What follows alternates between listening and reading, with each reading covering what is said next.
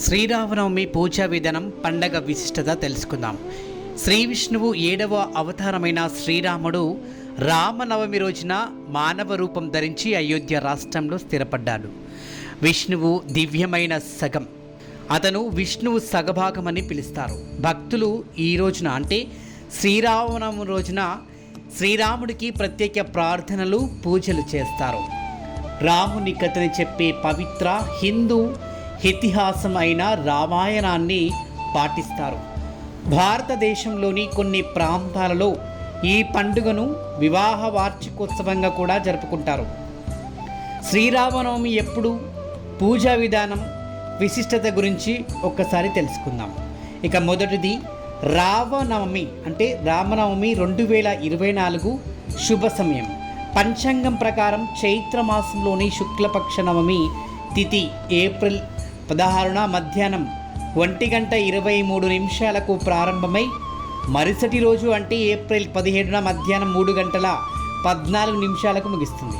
April 17న రామనవమిని జరుపుకుంటారు. ఎందుకంటే సనాతన ధర్మంలో ఉదయ తిథి ప్రకారం పండగ ఉపవాసం చెల్లుబాటు అవుతుంది. ఇక రెండవది రామనవమి పూజ సమయాలు. రామనవమి తిథి నాడు అంటే ఏప్రిల్ 17వ తేదీ ఉదయం 11:03 మధ్యాహ్నం 1:38 వరకు రాముడిని పూజించడానికి అనుకూలమైన సమయం. ఇక అదే సమయంలో మధ్యాహ్నం 12:21 పూజ చేసేవారికి కేవలం 12:21 శ్రీరాముడు జన్మించిన సమయం కాబట్టి భక్తులు ఈ సమయంలో శ్రీరాముడిని పూజించవచ్చు. రామనవమి పూజా విధానం. చైత్రమాసం శుక్లపక్షం 9వ రోజున బ్రహ్మముహూర్తంలో లేచి శ్రీరాముడు సీతాదేవికి నమస్కరించి ఇక ఆ రోజు ప్రారంభిస్తారు. ఇంటిని శుభ్రపరిచి ఇంటి ప్రధాన ద్వారం వద్ద మామిడాకులను కట్టాలి, ముగ్గులు వేయాలి. మధ్యాహ్నం ముందు గంగాజలంతో స్నానం చేయండి. పసుపు వస్త్రం ధరిస్తానని ప్రతిజ్ఞ చేసి రాముడికి కూడా పసుపు వస్త్రం ధరించి వ్రతం చేయండి. దీని తర్వాత సూర్యునికి ఆర్ఘ్యాన్ని అందించండి.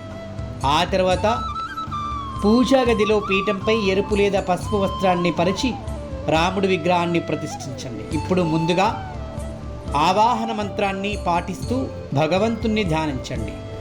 పంచోపచారాలు చేసిన తర్వాత ఆచారాల ప్రకారం ఆంజనేయుడిని అతని కుటుంబంతో సహా పూజించండి.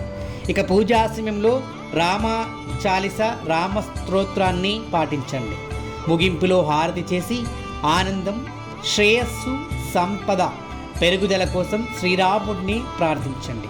పూజ హారతి చేసిన తర్వాత పండ్లను ప్రసాదంగా తీసుకోండి. ఇక 4వది రామనవమి విశిష్టత. త్రేతాయుగంలో రావణుడిని సంహరించి గౌరవాన్ని ఆదర్శంగా నిలబెట్టడానికి విష్ణువు అవతారమైన రాముడు పురుష రూపంలో జన్మించాడు. శేషనాగ అతనితో అనూజ్ లక్ష్మణుడిగా జన్మించాడు. పురాణాల ప్రకారం రావణుడు అజేయంగా మారడానికి బ్రహ్మదేవుడు ఆశీర్వాదం కోరినప్పుడు అతను అన్ని జీవుల పేర్లను తీసుకున్నాడు, కానీ మానవుల పేర్లను తీసుకోవడం మర్చిపోయాడు.